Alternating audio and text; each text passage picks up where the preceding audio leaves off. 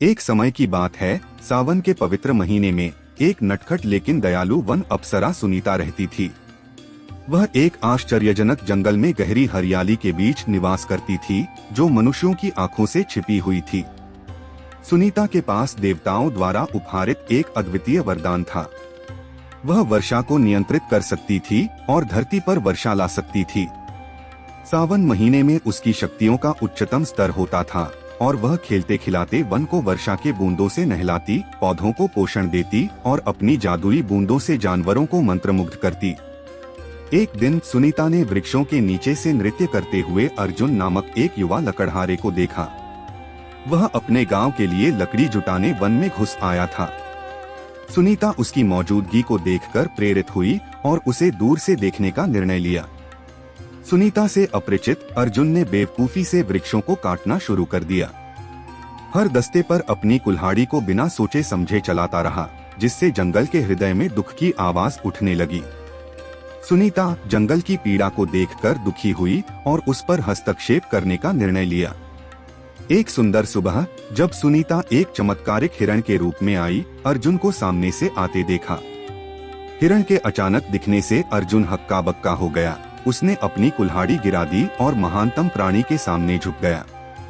सुनीता दया भरे आंखों के साथ अर्जुन से प्रेमपूर्वक बोली, अर्जुन, मैं सुनीता हूँ, वन अप्सरा।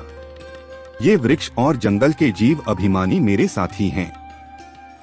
तुम्हारे कार्य इस नाजुक पारिस्थितिकी में हानि और असंतुलन के कारण हो रहे हैं।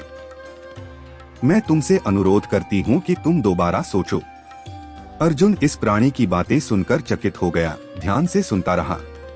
उसने अपनी बेवकूफी की गलती को महसूस किया और अपने अकारण कर्मों का पछतावा किया।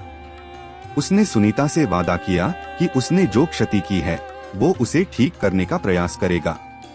अर्जुन की ईमानदारी से प्रभावित होकर सुनीता ने उसे एक विशेष उपहार प्रदान किया। उसने उसे सतत वृक्षों की कटाई की कला सिखाई, वन के जीवन को सुनिश्चित करते हुए। आगामी वर्षों में अर्जुन ने अपने गांव को पर्यावरण संरक्षण का आदर्श बनाया। गांववासियों ने लगातार पेड़ लगाने का प्रयास किया, मूल सदस्यों की संरक्षा की और वन के विकास में मदद की। जंगल महानता प्राप्त हुई और इसकी सुंदरता पूरे क्षेत्र के लिए गर्व और प्रेरणा का स्रोत बन गई। सुनीता के लिए सावन महीने में वर्षा देना जारी रहा, जो जीवन के पुनर्नवीकरण और उनके साझे कर्म की जीत के रूप में खुशी मनाती। उनका बंधन अर्जुन के साथ मजबूत रहा और हर सावन महीने में वे वन के हृदय में मिलने और जीवन के पुनर्नवीकरण की खुशी मनाने के लिए मिलते थे। और इस प्रकार सुनीता वन अप्सरा और अर्जुन वन काटकर से संरक्षक बने लकड़हारे की सावन महीने में एक सुंदर कहानी बन गई, जो पीढ़ियों के बीच प्यार और पर्यावरण के संरक्षण की महत्व को याद दिलाती है।